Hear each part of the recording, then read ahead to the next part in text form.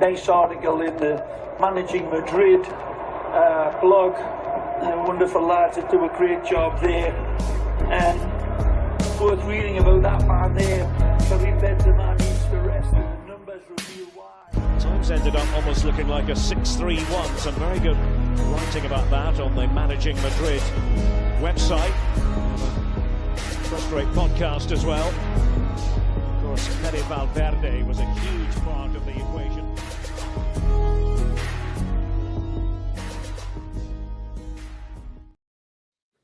What's up, Madridistas? Welcome to the Managing Madrid Podcast. Matt Wiltse is here to join me, Kiyan, Sobhani, to do that thing we do during the international break where we check in on Xabi Alonso's football and what's going right and what's going wrong, what can improve, what should be sustained.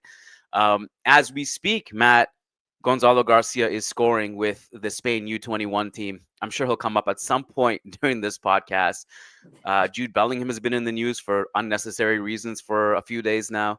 But we got a lot to discuss, and international break, something I generally don't like. But the only thing I like about it is that Matt Wiltse hops on and we talk some Real Madrid ball. So Matt, welcome. How you doing? Hey, Kiyan, doing well. Yeah, I think it's good. Always good to take some time in the international break, just reflect, zoom out, and see kind of what bigger picture. We've had time to maybe take a breath after the disappointing losses against Liverpool and then the draw against Rayo. So, and then all the craziness that has ensued over the international break. But yeah, I think it's a good time to now just catch our breath here. How do you make sense of what a roller coaster it's been? You had the first chunk of the season where it wasn't necessarily lights out football, but it was results.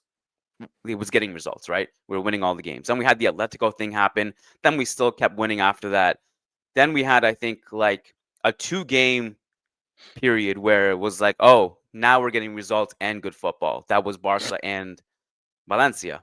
And then we had Liverpool and Rayo. Is this normal fluctuations of a season where you can't be good all the time?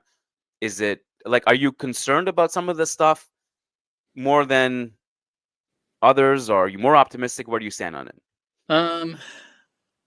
It's hard to when you laid it out like that, especially the Barca game and the Valencia game into the Liverpool and Rayo game. I think it's hard to even now with time separate it from the emotion of how you feel about it all. But yeah, I think our discussion after, what was it, the Rayo podcast that you and Lucas and I did? Yeah. I think without a doubt, there's been things that have 100% improved. You can see it in the numbers. We'll talk about that, some of the underlying data. And when you zoom out and see the big picture of, hey, we're top of La Liga. We've got our underlying numbers in terms of our XG is better. Our XG against is far better. Our ability to press and counter pressing in certain games has been some of the best we've seen in years. We're seeing greater protagonism for guys like Arda Güler. Mastantuano's gotten a lot more minutes than any 18-year-old who ever first arrived has ever gotten. Like, you have stuff like that that's really, really positive. And then on the flip side, it feels like there's been just strange things where it feels like Xabi hasn't learned from the Club World Cup when he forced players back, and Jude Bellingham on the Atletico game, when he hasn't really used some of the personnel that you would expect him to use, like Gonzalo Garcia, after dominating at the Club World Cup and seemingly carving out a really important role. His in-game management and his lack of changes, like what we saw in the Club World Cup was a bunch of changes, like in-game, like going from a 4-2-3-1 to a 5-3-2 or whatever it is.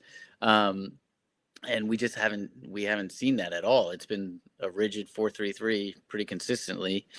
And then you've got all the drama with Vinicius and all the rumors and stuff coming out.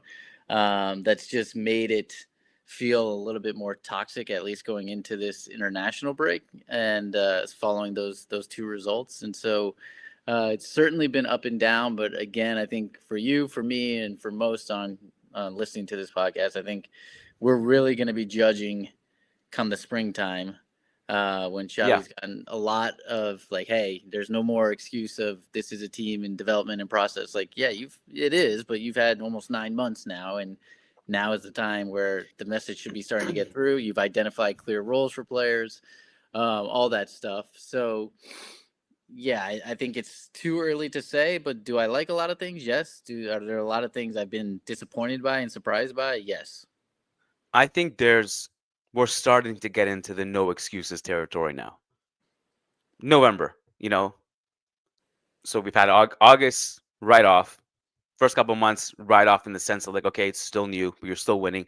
But now you're getting into like November, it's like you should know by now what you have, or at least have an idea how to measure it, what you need to improve on. You should start having really clear ideas.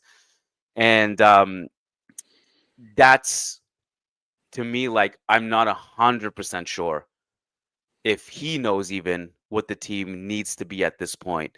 Because I think he's had curveballs that he's had to deal with as a Real Madrid manager, which is expected. Curveballs like, okay, there's going to be noise if I bench a player. I may not be able to play the way I want to every single game based on the opponent. Injuries. I still don't know exactly what my best formation is yet. Do I know who's on the right wing? Is it Massantuono? Is it somebody else? Is it not a pure right winger at all? How do I incorporate Jude and Arda into their best positions? Like he has to answer these curveballs that are being thrown at him. So, by the way, just a reminder, we're doing a new thing now, so that super chats are going to be at the end of the show. We're not going to read them as we go. We're going to read them all at once at the end. We're going to have to do a super chat segment. So if you guys have super chats, you can hit them our way. We will have a segment at the end of the podcast where we'll address them all at once. Matt, differences in structure between Carlo and Xabi.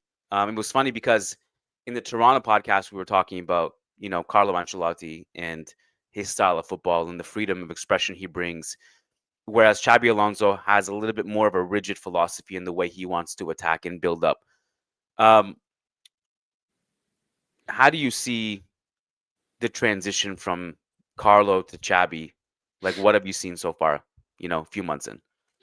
Yeah, I mean, clearly Carlo Ancelotti preferred. Sorry about that. Clearly, Carlo Ancelotti preferred.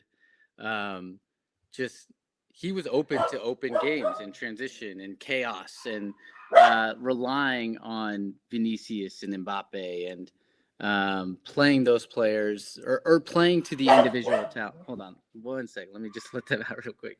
Yeah, no problem. I'll take over for a bit. Yeah, obviously, I don't know if the dog is an Ancelotti supporter or a Xabi Alonso supporter. I'm not entirely sure based on his tone. I think it's really interesting that, we saw the last couple games like kind of almost a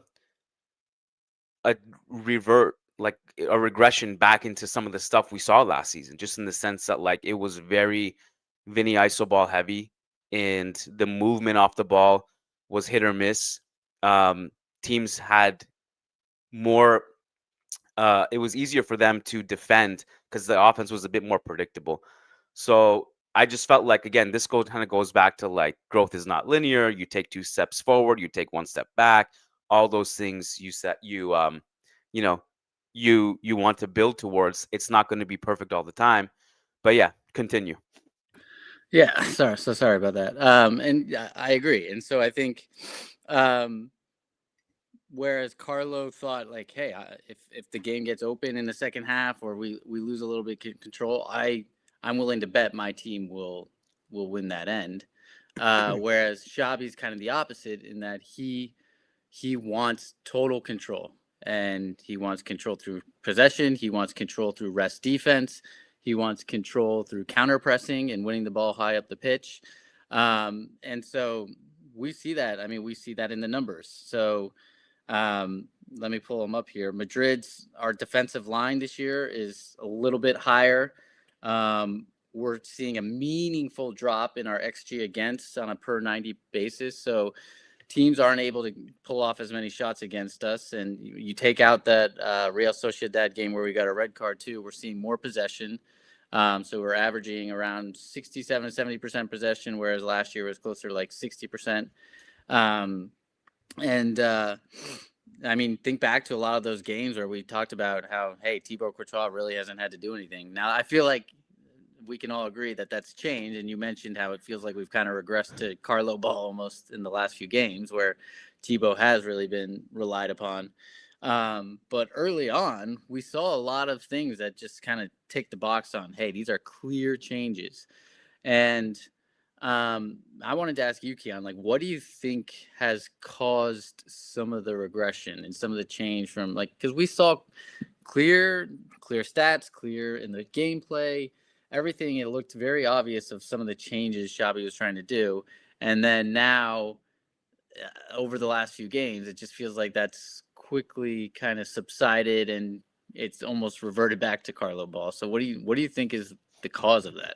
I have a very simple explanation to this, in that I think Xabi Alonso isn't approaching every single game the same way. And I think, when we say, like, it's, I had that clip that went viral where I was like, Courtois has barely had anything to do this season apart from the Atletico game. And that's a great thing, because how many times was Courtois our best player last season?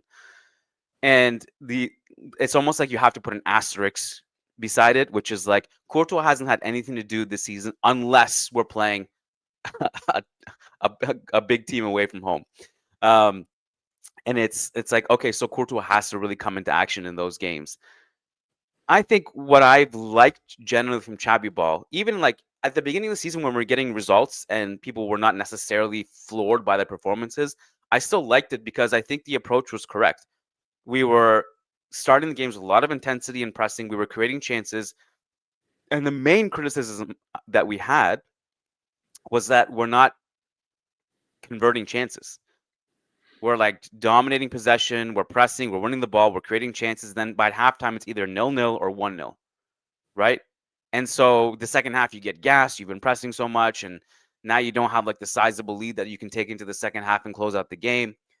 Whereas if you look at the away games, Xabi hasn't brought out that same intensity. He didn't come out that way against Atletico and Liverpool the way he did against Barca at home, or Valencia at home, or whoever at home, or Marseille at home. Go down the list.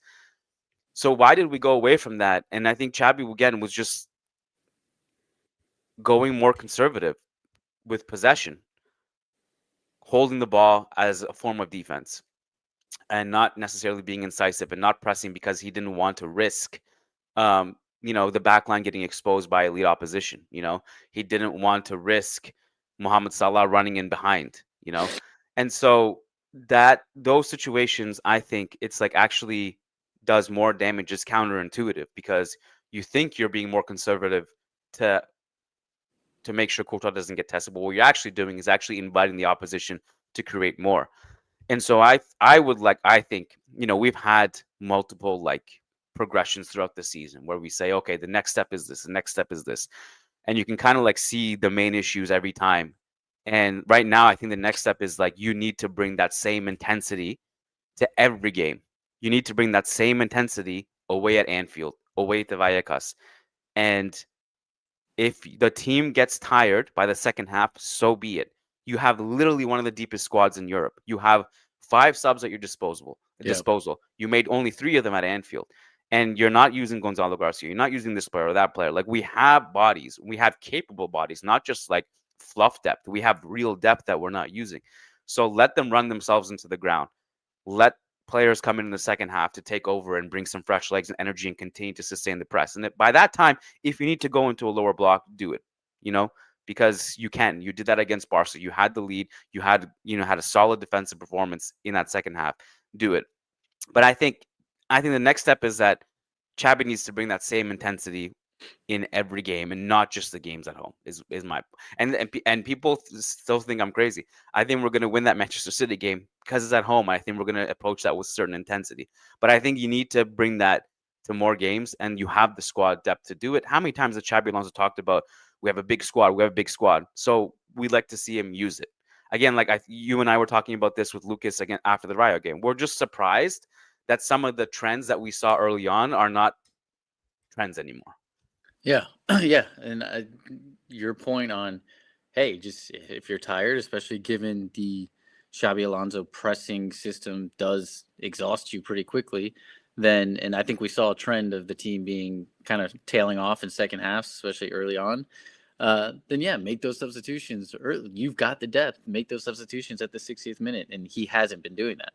And he did do that in the Club World Cup, which is, I feel like there's a clear delineation between what he tried in the Club World Cup versus now, and I don't know why he's not doing it. It felt like the Club World Cup version of Xabi Alonso, the manager, and things he tested out and did was being more true to himself and his philosophies and the things he likes to do and what we saw at Leverkusen. Whereas now it feels much more closer to Carlo, to be honest. And I'm not sure why, and I'm not sure if that is like some of the just trying to manage this team and manage the egos and keep people happy. And I don't know if that's it, but I think it's clear if you want to play that way, then use your entire team, use the depth you have at your disposal. And what I liked about the Club World Cup was, like, even in certain games, Xabi would sub out, maybe it was like a Vinicius or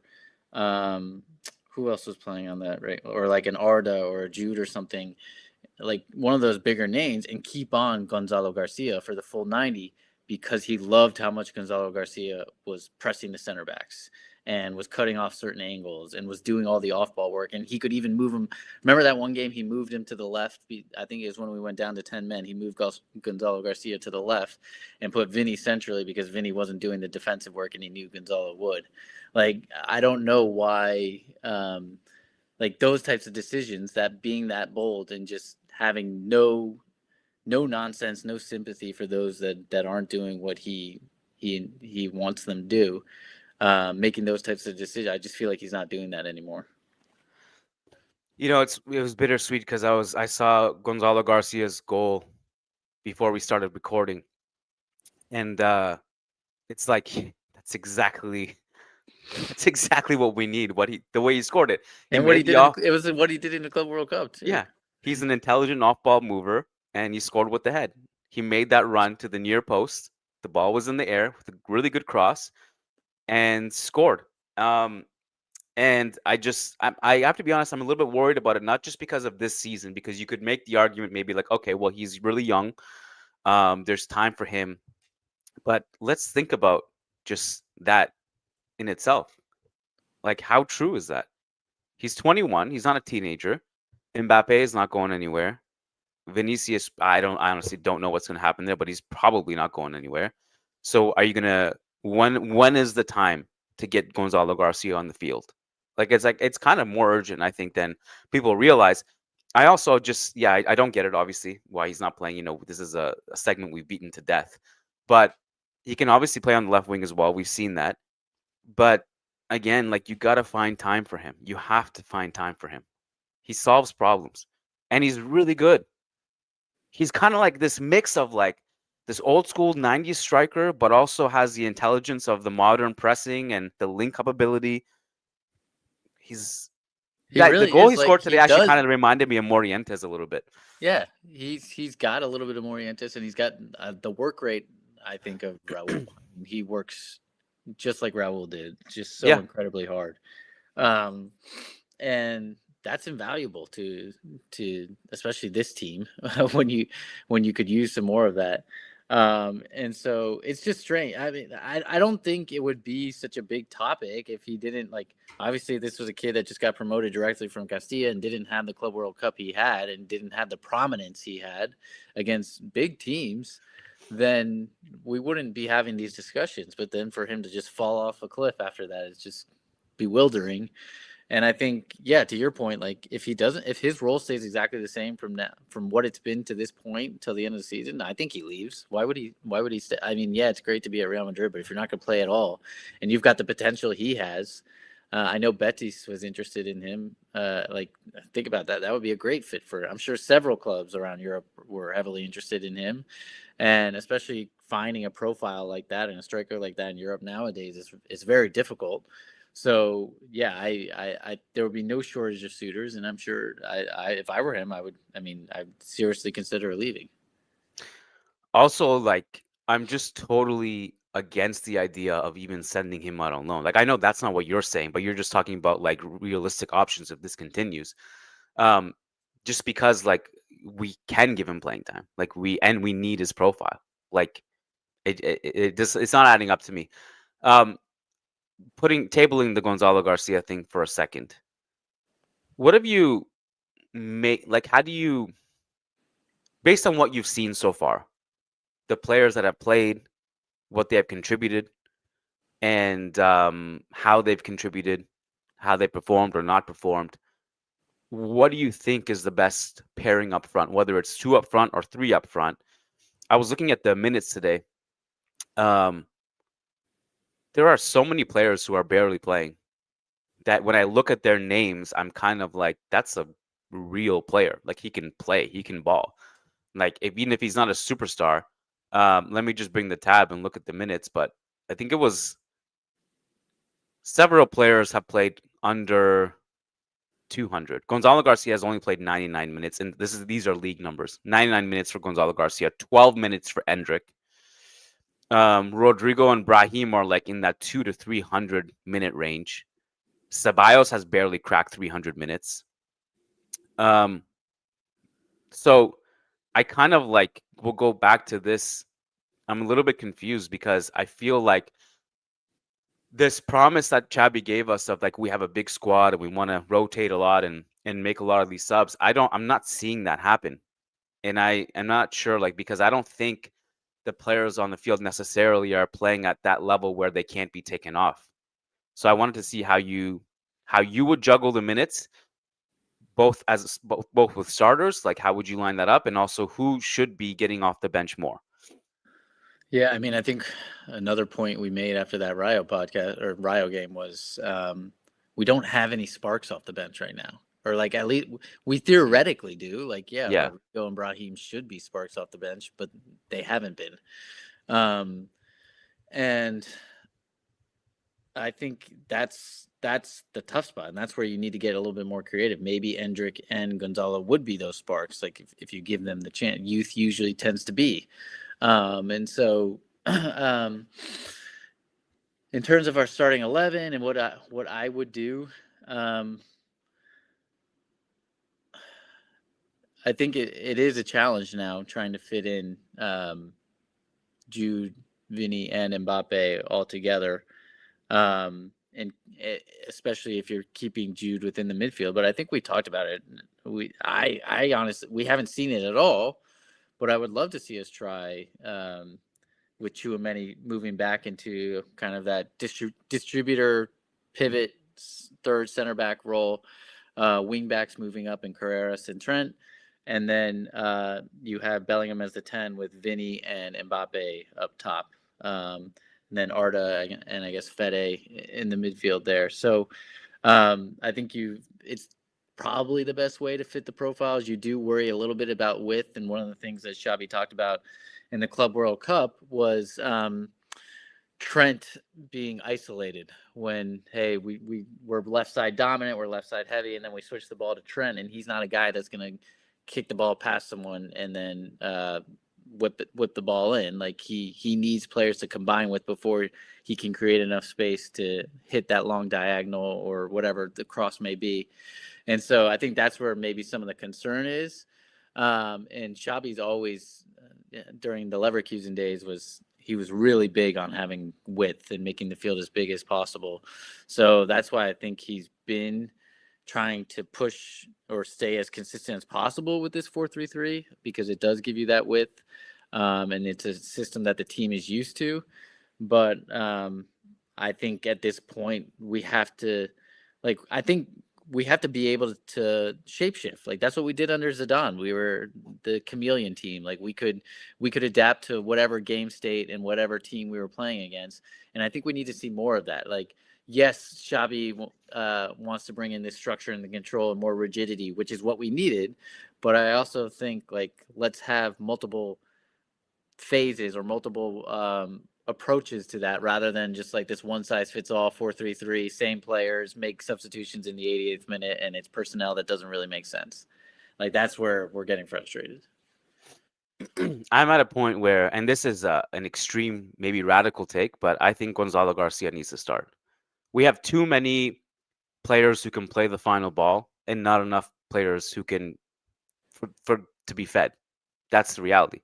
That's going to be amplified when Trent comes back. Trent's back. He's going to be starting very soon. His whole thing is He is one of the most elite crossers of our generation. He can feed Gonzalo Garcia goals. And if you have Gonzalo Garcia plus Mbappe making those runs into the box, as Mbappe is obviously elite too to receive those cutbacks, and then you factor in that Arda and Jude both want to play the final ball as well. Vinny is so great at playing that final ball into the box. I think Gonzalo Garcia has to be there. And fully knowing that it's completely unrealistic for Gonzalo Garcia to be a starter after he hasn't played at all this season, then land somewhere in the middle, put him on the field. So that's where I am. That's where my head is at. When I watch this team play, again, I think against most games it's going to work. You need Gonzalo Garcia's profile. Trent's going to feed him. Everybody I just mentioned is going to feed him. You have a lot of playmakers, not enough players to make plays for. Yeah, and I think Xabi has to. He mentioned earlier this season, like, I think he was really hesitant to take Mbappe out when he was on this scoring run because he was getting questioned on, like, hey, Mbappe is one of the only guys that hasn't been rotated, and he made a comment along the lines of, like, we have to keep this momentum. It's difficult to take somebody out when they're in this good run of form. But as soon as that's hit a pause, like it did against Liverpool and Rio, then I think you need to be willing to try something out. Be willing to rotate him in and out of score. Like if he's going to score 90%, 95% of the time. The 5% he's not, then that's your opportunity. If you don't feel that, hey, the momentum isn't there anymore, then okay, then make the switch. Yeah, like I said, like, I'm not asking to bench Mbappe. You probably can in this form. Yeah, he's Mbappe and he's playing at an unbelievable level this season. But again, this goes back to the idea, like, start him or not, start GG or not, you got to have him on the field. You can shift Vinny and Mbappe. You can rotate them in and out. Again, another radical idea, which we haven't seen, but I think it works in theory. Put one of them on the right wing. I'm also higher, and I know this is not necessarily a topic that's relevant right now because he's injured. I'm higher on Masantuono than most, I think, and I think people underrate his defense. I think his defense is so off the charts, and that's the primary reason that Xabi likes to play him is because of his pressing ability, and a lot of the offensive stuff just needs to be polished. But I'm also higher on GG than most. I also am wanting another solution that I would like to see more of, and this couldn't have been done earlier this season because of the right back injury crisis, but put Fetty on the right wing as well as another place where I'm thinking, because we know how much he can bring to the table, and he's more involved in the right wing, whether it's right back or right wing, because in Carlo Ball, Fetty in midfield, I think was great. In Xabi-Ball, Fetty in midfield, he takes a back seat. Agreed. And he plays a little bit too deep because most of the buildup will go through Arda and Jude. So I also think that's another thing that I think Xabi needs to dabble his toes into now that Trent is back. Yeah, and I think it complements Trent too. I think it helps. I mean, we've seen how much playing at right back has magnified some of Fetty's best attributes, like his long ball distribution, his ability to carry up the field, those kind of when he stretches those legs and gets up the field quickly. Even he's got a great cross too. So all of those things, like, okay, he can do that. He can do that from the right wing position. We've seen that before, and he's got the athleticism and the speed to cover for Trent in transition.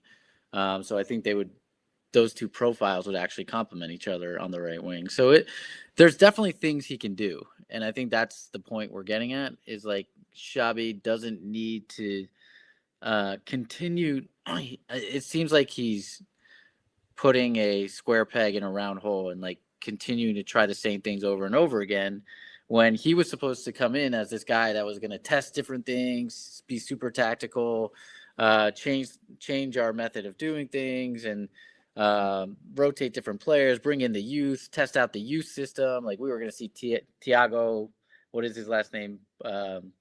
Petark, yeah. Mm-hmm. We were going to see Fortea. We were going to see Gonzalo Garcia get a ton of minutes. Like, none of that has happened. I think we kind of got And maybe let's see in the spring. Like I remember with Carlo, even it took until the spring for him to really figure out the right roles for the team and start integrating other players. Like with that first year with Camavinga and Rodrigo coming off the bench for the chance, like they didn't play that much until the spring.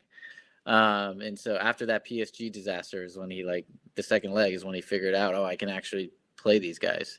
Yeah. So let's see with Xabi. I think he's still trying to figure out roles and figure out the team, but it's definitely, I think he's finding it a lot more challenging than maybe he even realized. This kind of goes back to the whole very true cliche, but these are the challenges at Real Madrid that you don't have a Bayer Leverkusen, right? Yeah. All right. So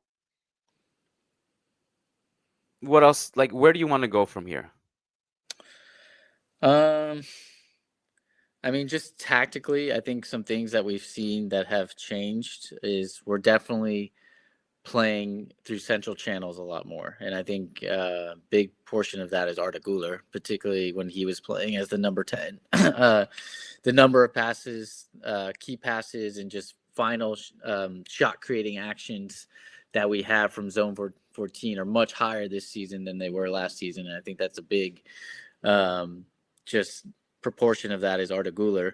And obviously his role has changed since Jude came back. He's had to play deeper. Now the question is, should that be reversed, or should we find a different way? Should Bellingham hedge more towards the right, or should Arda play more? Like, that's some of the conundrums and the questions happening now after Jude's kind of re-entered back into the lineup. And then I think rather than the isolation that we mentioned earlier with Carlo Ancelotti, where hey, you get Vinicius wide, you get him one-on-one, and you get something in the box, whether it's a cutback or whatever it may be. Now I think we're seeing a lot of that progression come. Like Alvaro Carreras has some of the highest progression numbers in Europe's top 5 leagues, not just on Real Madrid. And so you're seeing that come, and I think you would see that with Trent as well if he was in the team. So you would see that come from the fullbacks more. You're seeing it coming from central channel, so we're less reliant on the wingers, the Vinnies, and in this case, for most of the season, Mastantuono. And so that's a change, and I think those are positive things. I think the personnel we have, like when you look at the squad this year versus last year, obviously we made some upgrades, particularly in defense, and the team's better. The player personnel are better, and Carreras and Housen in particular are great ball progressors, and so that helps. Arda Güler's a great ball progressor, so you've got more of that type of profile in the team, and particularly early on, we saw the team benefit from that. I think one of the biggest improvements that I've seen structurally is that I just felt like last season we had too many instances where we hold a high line without implementing a press. And I think a lot of that has improved. Whereas like we have a realization now that like if you're going to hold a high line, you cannot be permeable between the lines. You can't have your midfield bypass. You can't have your first phase of defense bypass. Our pressing on goal kicks has been largely very good. I think again the next step is copy and pasting some of these positive things to all the games and not just the games against Valencia at home, right? And so, but like you mentioned all those numbers at the top of the show, those are all improvements to me. So if we can just keep building on that, that'll be good.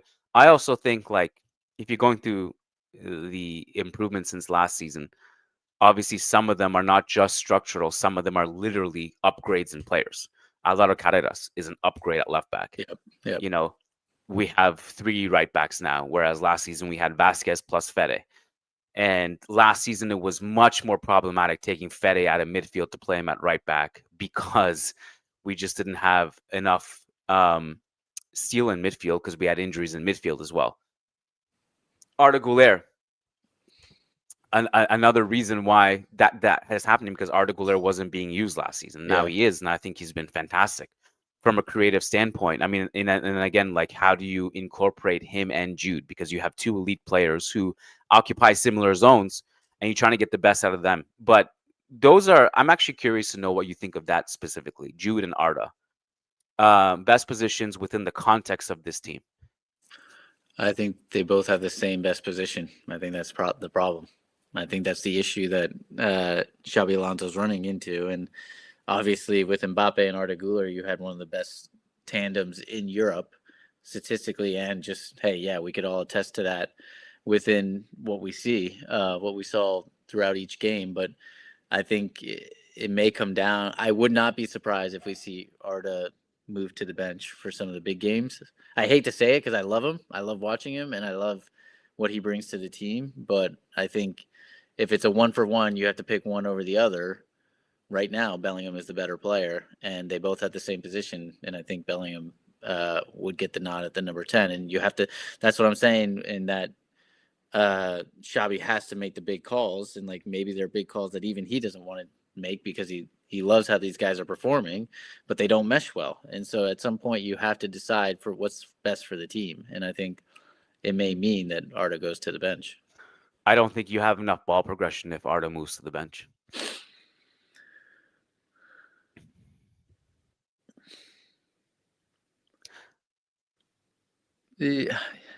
Yeah, but again, I think you could make another like big call. So I think you could play.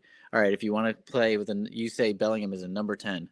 So you've got Mbappe at the 9, you've got Bellingham at the 10, you've got Vinny left. I would, like we said, I would put Fede right. You got Tchouaméni, and then there's that one spot right next to Tchouaméni. I personally would probably, given what this team needs and the profile this team needs, I would probably put Ceballos there. And then Carreras, Housen, Militao. And actually, I think there could, once Rudiger's back, I think there could be a debate on whether it's Rudiger over Housen, and then Trent and Courtois. I don't see it. I don't see the logic in dropping Arda. I really don't. I don't want to, but I just don't. I think they both play the same position. My thing is though that Jude is compatible with anybody. Because he can play across like 4 different positions. Somebody has to get dropped though. Something has to change. I mean, I think they have to learn to play together is my thing. I think so what's your midfield? Is it Jude, Arda, Tchouaméni? Yep. Then so is Fede on the right for you? Yes. Okay, and then Mastantuono, Brahim, Rodrigo all on the bench. Camavinga on the bench. Yeah. And yeah, okay. Yeah. And I think because I think Jude and Arda will have to learn. This is a really bad example actually, and I'm very, very fully aware that it's a bad example as I say it. So just but try to get the message out of it. I think Jude and Arda will have to learn to play together the way Kroos and Modric did. Because I think those are our 2 best CMs in terms of ball progression, and obviously like the amount of like Bellingham covers ground like Modric does, right? Whereas Arda can be a little bit more stationary the way Kroos was and just play that final ball and help with our ball progression. I think Arda will have to learn to play a little bit deeper, but I think they have to learn how to interchange. And I think the main way around it is you have to be an aggressive counter-pressing team so that these players don't have to both go into deep positions, but they can both be in position to play the final ball. They can both, like we saw Jude with, I don't know if you saw the England game last game. He was an 8 that game. Yeah, like he was. Yeah, he was literally an 8. Like, and so like to me, like you can put Jude anywhere and get the best out of him, and he can adapt, and you can kind of get the other positions ironed out. I feel like it's too many Jude, Arda. Like they all have to be on the field together is my thing. So yeah, I think you kind of let them grow together. I mean, and yes, I think there's always now an asterisk for this Barcelona victory, for the win over Barcelona, given their injuries and just the way they were playing. But like that's basically substitute Camavinga in for Trent and move Fede back. But that's basically the lineup we played, right? And so and it worked really well. And I think just like Carlo got away with, like, I think maybe we overanalyze I don't know. I go back and forth on this because I've been pretty consistent on saying that the profiles don't mesh well. That But I agree with. Like, it's a challenge because you have similar profiles trying to make it work, make it fit. yeah. But I think we have seen it.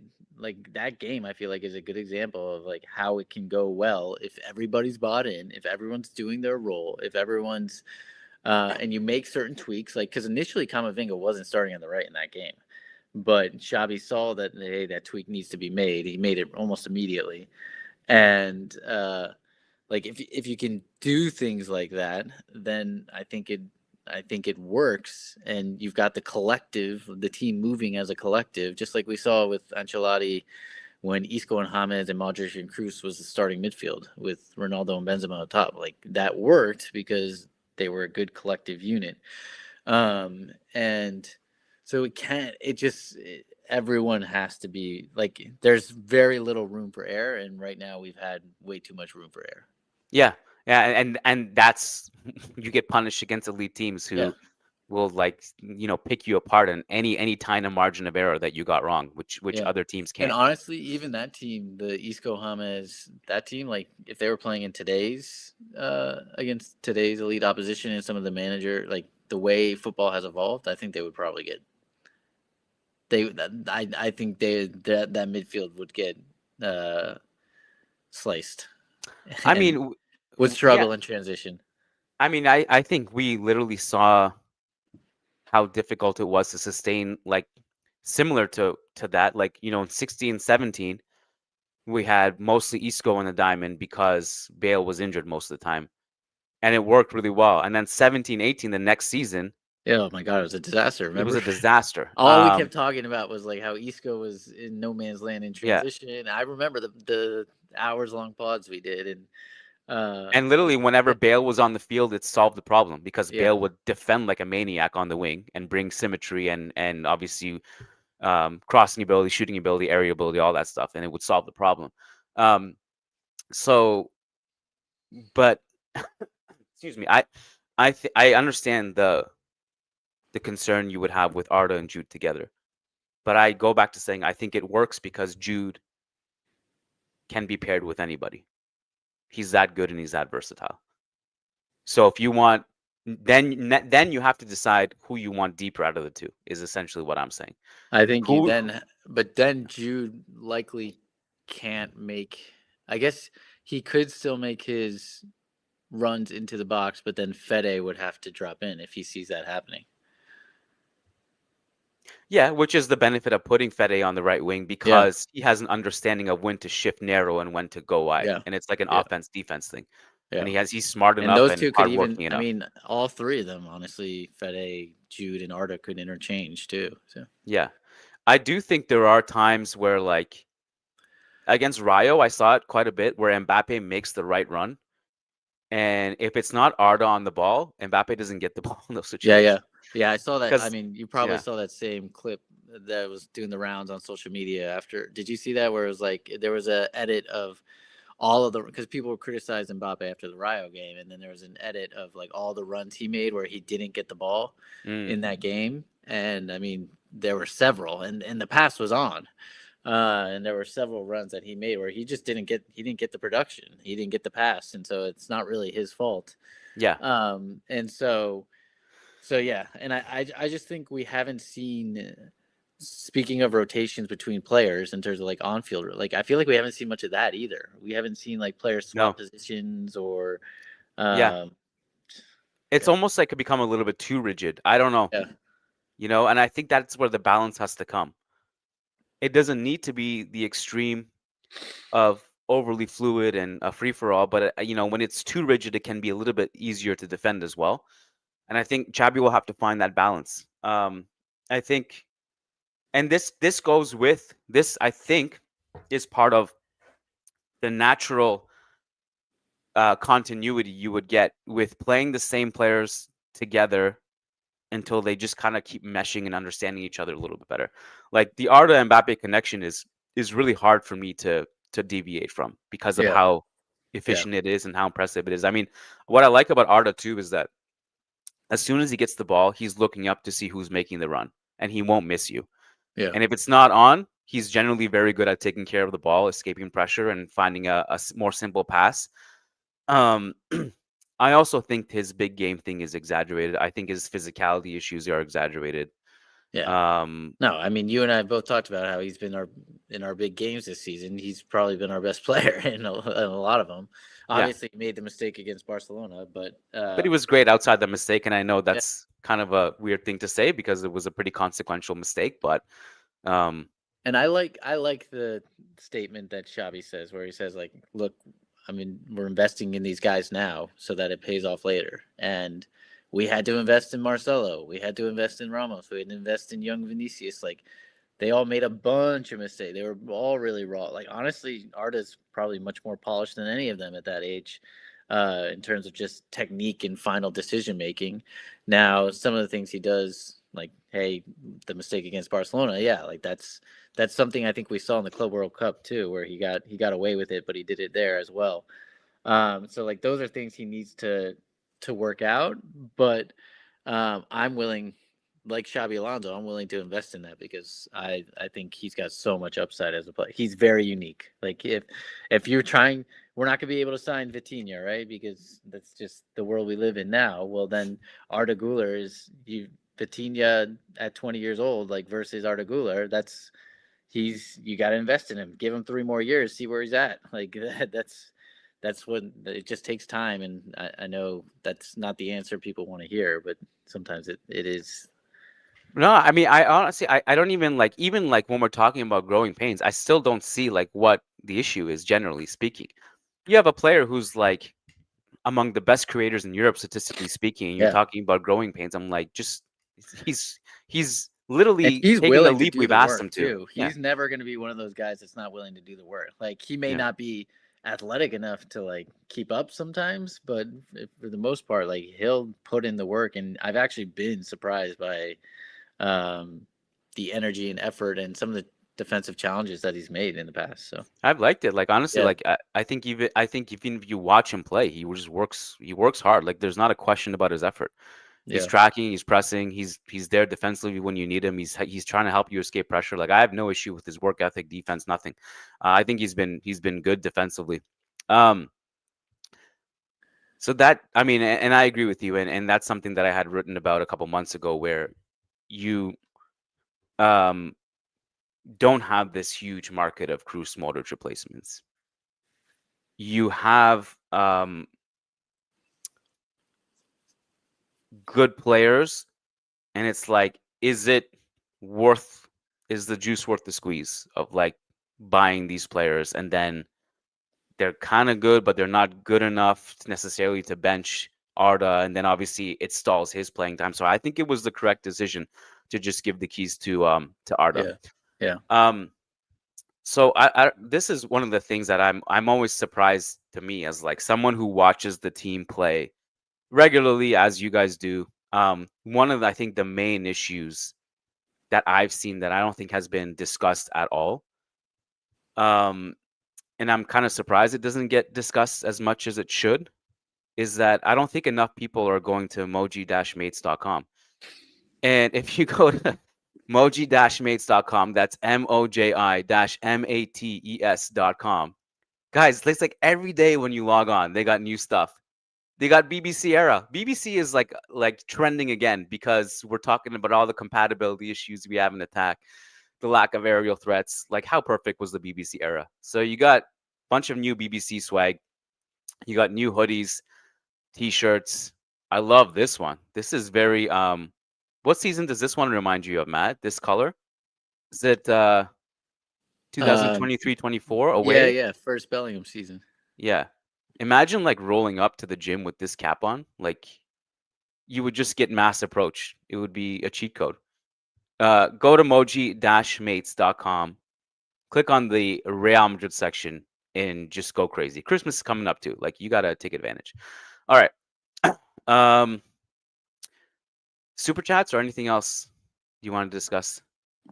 The only other thing I wanted to bring up is we talked about it briefly, is Rodrigo. I think to myself, like, how different would the role of Endrick and Gonzalo Garcia and maybe some of these other guys be if Rodrigo did actually end up leaving. I feel like Xabi Alonso. I mean, everybody know I love Rodrigo. Like I think everybody knows he's clearly super talented, and just an incredible player. And it hasn't been clicking for him. I mean, I don't want to spread this rumor, but like one thing I heard about what happened with the issue last season, and that obviously still affecting him this season is he had two twins. He had two kids that were twins, and apparently, like he hasn't been able to see them. I guess the woman that he had the children with hasn't allowed him to see them anymore. Sorry, who was this? Rodrigo. Okay. And so I think that's part of it. I mean, think about it. Like if you and I couldn't see our kids, like, yeah, you'd go into a deep depression. Like you wouldn't want to do anything. And no wonder he's not performing. And so I don't know how much truth there is or validity to that, but it would make sense. And so I feel for the guy. I think he needs, I just don't think this is working for him or for us. And so I think he's a Ballon d'Or level talent, but it's just not clicking right now, and it hasn't been for a while. And I think the repercussions of him staying in the squad have impacted other players' roles, and it's overall been just a negative for everyone. You know, like we used to do when we had more time, like especially in the summer times, we would do like retrospective podcast episodes where we would say, let's redo the summer of 2015 or 16, and like what will we do differently? Like if we could go back in time, like Interstellar, where he's like shouting at himself, don't do it, no, like you wouldn't have signed Eden Hazard, like things like that. I have a feeling like if we do a retrospective podcast like in 5 years from now, we're like talking about, man, we should have just sold Rodrigo summer of 2025. Because his value is going to plummet now. Now Lucas makes the argument like, no, there was not suitors for him in the summer. I mean, there's always suitors, but there's just the price point and his suitors that everyone has to agree on. Obviously, yeah. Like I'm sure there's plenty of teams that would have taken him for 50 million and cheap wages, but he didn't want to do that. So. But I think Madrid was justified too. And what's the guy from Manchester United went for 80 million from Brentford or whatever in Buemo? Like you're justified in asking for at least 80 million for Rodrigo. Then he's Brazil's number 10. I mean, yeah. All right, let's take a couple super chats and then we will wrap it up here. So, Peter Olorunsola says, Matt, are we fucked or not? Last season you said we were, and we all know what happened. Give your predictions of what you think we will win. I don't think it'll be anywhere near as bad as last season. I definitely think what I said at the start of this year, and I still believe this, is like we'll continue to see steady improvement. I think we've got enough to win La Liga. I do not think we will win the Champions League. I still believe that with Vinny and Mbappe and trying to fit Jude, like I just don't think you can fit all of them and win the chance unless Xabi Alonso makes some big calls and makes big decisions in big games. I just don't see it happening with this team. I don't think they're good enough to win the Champions League. I think we win La Liga, and I think we get eliminated in the Champions League knockouts. And then we build on that for next season and improve next season. That's my prediction. Yep. Sorry, go ahead. No, I agree. Okay. Anthony Tharp says, I'd like to get Matt's opinion on Mehdi's hot take. Who is better, Nico or Arda?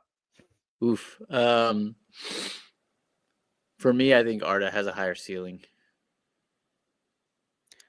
I was very, I didn't have to think twice about it. Arda's better. Yeah. I'm also going to put this on the screen. Just if you guys want to see some empirical evidence. Also, just the fact that he's doing this at Real Madrid is also very impressive. Obviously, a team with much more pressure. And I almost hate getting into this segment because I also kind of hate getting into this segment because I love Nico Paz so much, and it might sound like I'm belittling him. I'm not. I love Nico Paz. You love Nico Paz. I would love to have Nico Paz in the squad. I have big question marks of like how it would work, because it would be more of the Yeah, same that's problem the we already thing. have. Yeah. Yeah, that's the thing. Like, I think we have to, as much as we'd all love Nico Paz, like, does it make more sense to, hey, Tottenham offered 80 million for him? Does it make more sense to take that, since we already have his profile, and go invest that in other players? Like, I know people don't want to hear that, and he came from La Fabrica and all that, but at some point you have to make the tough decisions.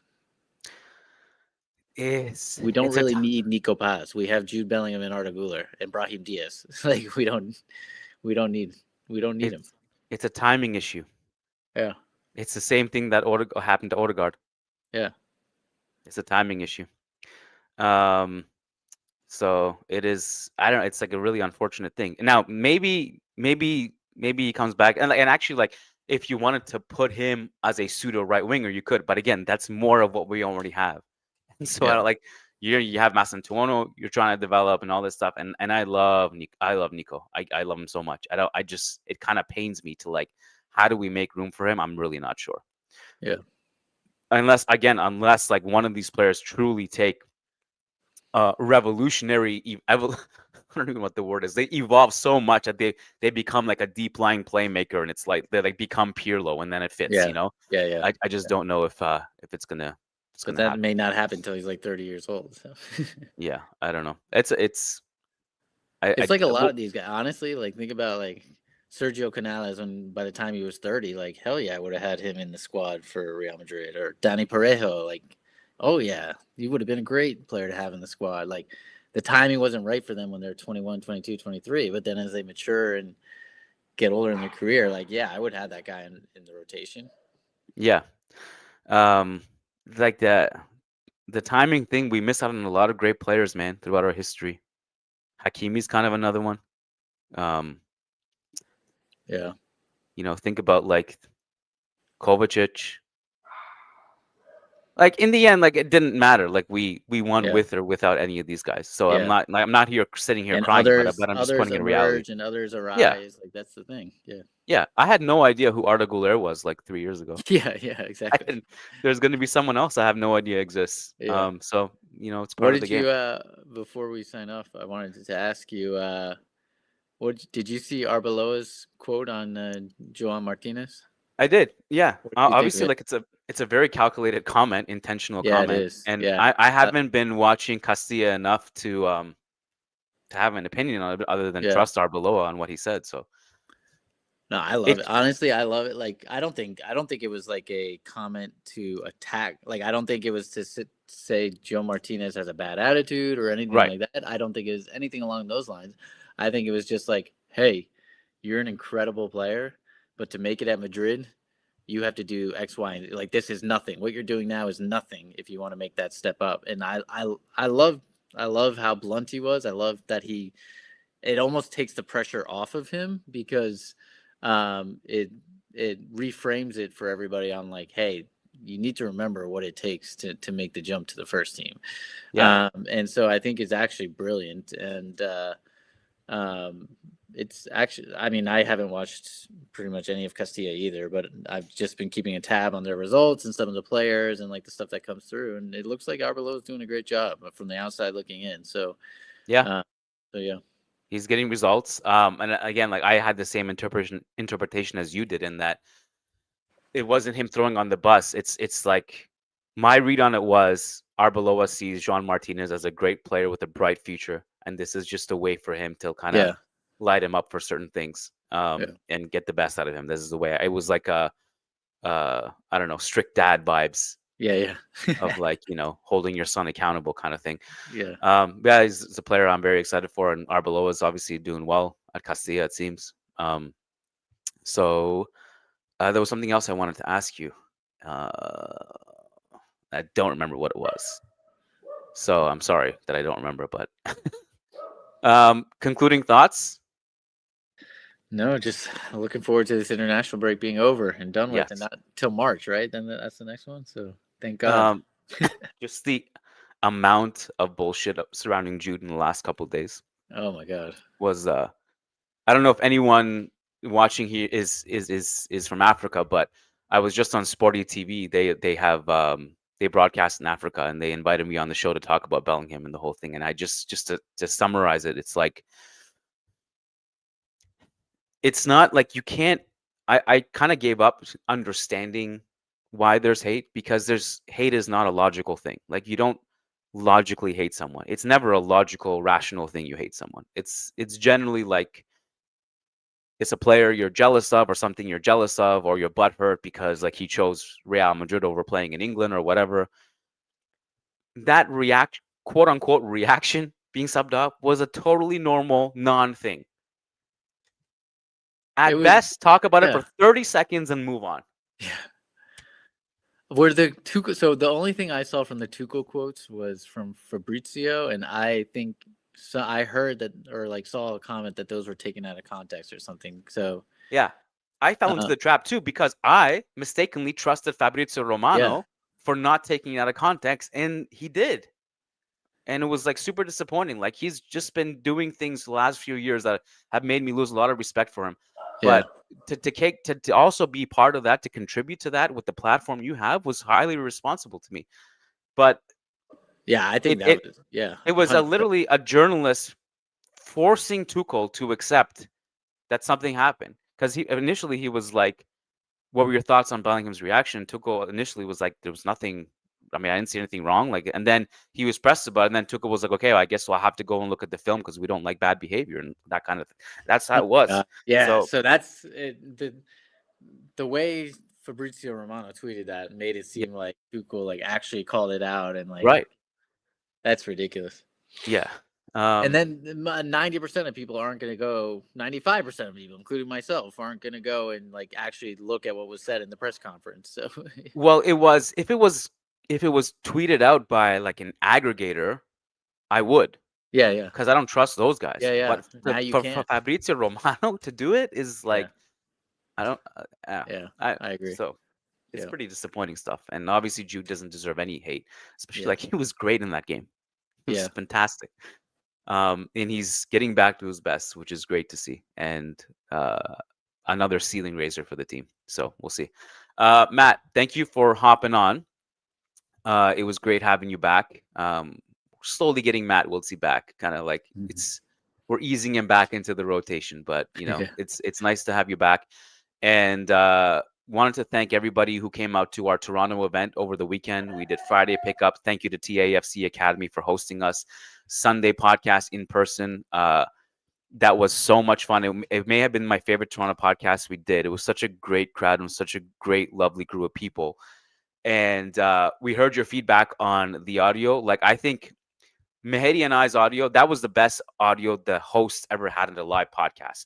But we still have to figure out when the crowd is talking. So we're aware of it. We're going to address it for next time, we promise. But overall, I hope you guys enjoyed it. And thanks for coming out.